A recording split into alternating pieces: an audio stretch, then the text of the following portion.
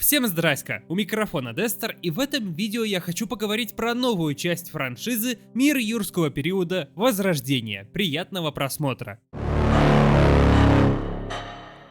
Вы прекрасно знаете, как я обожаю эту франшизу. Я на ней, считай, вырос после первой части 93-го года. Даже после того, как провалилось господство, я ни капельки не расстроился. Я бы даже сказал, что могу понять сторону ребят, которым не понравился гиганотозавр и другие динозавры в этой части, так как они не совсем научные по современным меркам палеонтологии. Ну и после провала я не ждал никакого продолжения.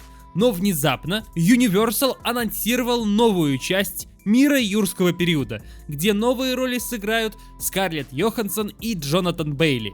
После выпущенного трейлера, где тираннозавр плавал, я слегка прифигел. Не то что прифигел, я даже рад был, так как этот момент адаптировали с оригинальной книги Майкла Крайтона «Парк юрского периода». А те, кто подписан на мой телеграм-канал, кстати, какого хрена ты до сих пор не подписался, подпишись, знают, что я начинал прочтение этой книги. Ну и конечно, я не могу упомянуть спинозавра, который стал более научно достоверным, пусть и не идеальным, если смотреть разборы от The Last Dino. Я шел в кинотеатр с более-менее нормальными впечатлениями, так как меня терзали смутные сомнения, и не зря, о чем я сейчас расскажу.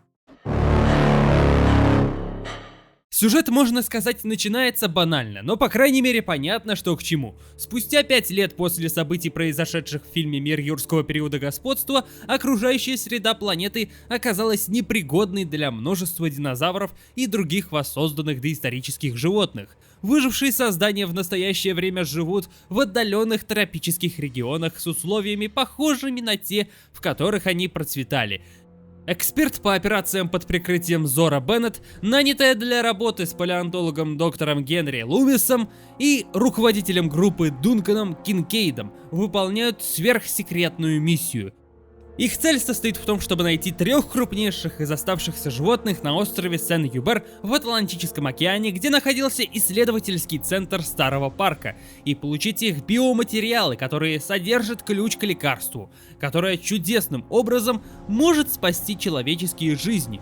Команда пересекается с гражданской семьей, чье приключение на лодке было сорвано нападением морских ящеров, оставив их всех в затруднительном положении на острове. Они узнают, что на острове живут предназначавшиеся как для старого парка, так и для нового парка «Мир юрского периода», но признанные слишком опасными динозавры-мутанты, являющиеся результатами неудачных экспериментов по воссозданию вымерших форм жизни. Десятки лет эти мутанты проживали в изоляции, одним из которых является главный антагонист фильма Дистортус Рекс. Неудавшийся тираннозавр с 6 конечностями, похожий на инопланетянина, скорее чужой в виде тираннозавра-урода, и столкнуться с ужасающим, зловещим откровением, которое десятилетиями хранилось в секрете от мира. Не скажу, что сюжет непредсказуемый, но и плохим я тоже не могу его назвать. Чем-то мне напомнил старые части парка, так как были схожие моменты и мультфильм от Disney «Атлантида. Затерянный мир», потому что некоторые персонажи очень прям похожи именно по характеру. Ну и да, важная ремарка. Начало фильма, когда ученый проходил с шоколадкой Сникерс и фантик засосало, мне чем-то напомнило момент из фильма «Пункт назначения», где тоже из-за какого-то фантика или монетки начинается какой-то триндец. Например, некоторые персонажи готовы были идти на эту миссию ради денег. Ну и главный герой, доктор Генри Лумис, напомнил мне Майла Тэтча, потому что у него тоже проскальзывали некоторые словечки. Короче, он, как и Майло, идеалист. Мы не должны вмешиваться в природу, или я готов помочь людям только чтобы взглянуть в этот новый мир. Сразу скажу, кто меня больше всего бесил, это, конечно же, тот, кто спровоцировал поплыть на этот остров, Мартин Крэбс. Дочки отца вначале немножко подбешивали, но потом я привык к ним. Ну и самый бесячий и угарный персонаж — это парень Терезы Хавьер. Над некоторыми его шутками я и посмеялся, и покринжевал. После выхода начали сразу выдавать оценки критики, предсказывали, что этот фильм будет самым провальным, чем «Господство». Но вдруг, нежданно-негаданно, выходит новость, что он набрал не такие уж и плохие сборы. По состоянию на 22 июля 2025 года общие кассовые сборы фильма «Мир юрского периода Возрождения» составили $652,4 миллиона.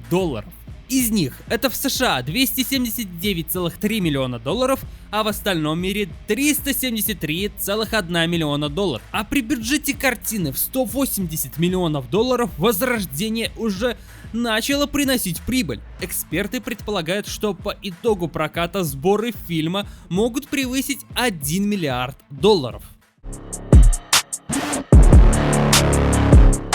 После просмотра этого фильма сразу же у меня в разных группах ВК, телеграм-каналах полыхнули комментарии, что фильм им не понравился. Самый скучный и самый угарный от малолеток. Почему не было финальной битвы? Мутанты, клинзатина. Сходил только ловить динозавров, а остальное хуйня помойная. Я искренне не понимаю эти высказывания. Да, пусть фильм и не идеальный, но динозавры, что, по-вашему, должны быть тупыми жрать людишек? Даже вроде как писали, что на этапе постпродакшена «Мир юрского периода Возрождения» Гаррет Эдвардс кратко обдумывал идею появления в финале тираннозавра, который сражается с Дистортусом и непреднамеренно спасает людей. Другие создатели фильма отвергли эту идею из-за отсутствия оригинальности, отметив, что предыдущие части серии уже заканчивались битвой динозавров. Короче говоря, хватит этих битв, их и так уже обсасывали в прошлых частях. И оставьте в покое нашего Тирекса, дайте ему хоть раз пожить нормальной жизнью и без этих битв. Ну и вспомните вторую часть оригинального парка юрского периода. Там тоже не было никакой битвы. Ну да, эпичная была погоня в виде форсажа, погони Тирекса, но битвы нету никакой. На этапе, когда я писал сценарий, тут я сразу же решил высказать свое объективное мнение СНГ дубляжа. Сразу скажу, мне он зашел. Ирина Киреева попала на Йоханссон нормально. Перевод, ну, норм. Единственное, что имя Дункан они произносят как Данкан. Хоть это и резало слух, но не критично. Это я вам как зритель говорю. Спросите, при чем тут Red Hat Sound? А дело в том, что они анонсировали свой дубляж, внимание, с теми самыми голосами. Но их прошлые ошибки, имея в виду экранку с Дэдпулом, ничему не научили. И они продолжают дублировать экранки. Под постом их ТГ-канала я решил почитать комментарии. И я мою... Вы чё, совсем ебать? Чем вам не угодил официальный дубляж? Там Киреева за Скарлетт Йоханссон, блин. Татьяна Шитова плюс Скарлетт Йоханссон. Муа-муа-муа. Вообще-то официального дубляжа нету так-то. Есть дубляж СНГ и пираты из России. Но на этот фильм для СНГ дубляж записали в России. Можно сказать, что Яндекс — это Яндекс Скарлетт. Может, потому что люди хотят услышать привычный голос на Скарлетт?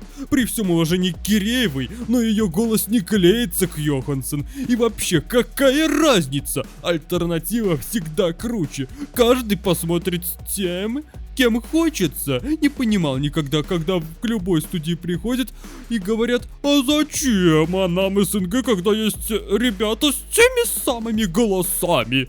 Я вот не понимаю, вы какими ушами слушаете? Честно, я искренне не понимаю этих долбоклюев, которые слушают РХС. Чё вам СНГ дубляж сделал? То, что там не было просто Татьяны Шитовой? Повторюсь, я никогда никакую из студий не хейтил. Да, был от них прокол с Дэдпулом, хер с ним. Да, если бы были какие-то ошибки, я на них указывал. Но фандом РХС, вы устраиваете срачи и оскорбляете в то же время СНГ дубляж тем, что там просто не было Татьяны Шитовой? Это каким нужно быть идиотом? Ну вы совсем ебанутые.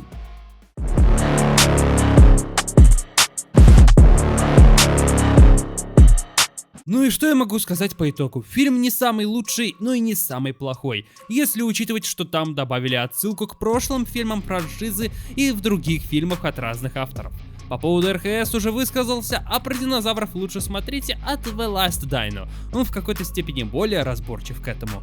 Ну а на сегодня это все. Огромное спасибо, что досмотрели это видео до конца. Если вам было интересно слушать мои субъективные впечатления, напишите в комментариях, хотели ли вы подобные обзоры. А я с вами не прощаюсь и, как обычно говорю, до скорых встреч. И помни, делай что любишь, люби что делаешь. Если вы хотите, чтобы я выпускал такие обзоры чаще, то давайте-ка наберем огромное количество лайков и комментариев. Ну и подписывайтесь на наши соцсети, ссылка, как обычно, в описании под этим видео. Всем спасибо, всем удачи и всем пока!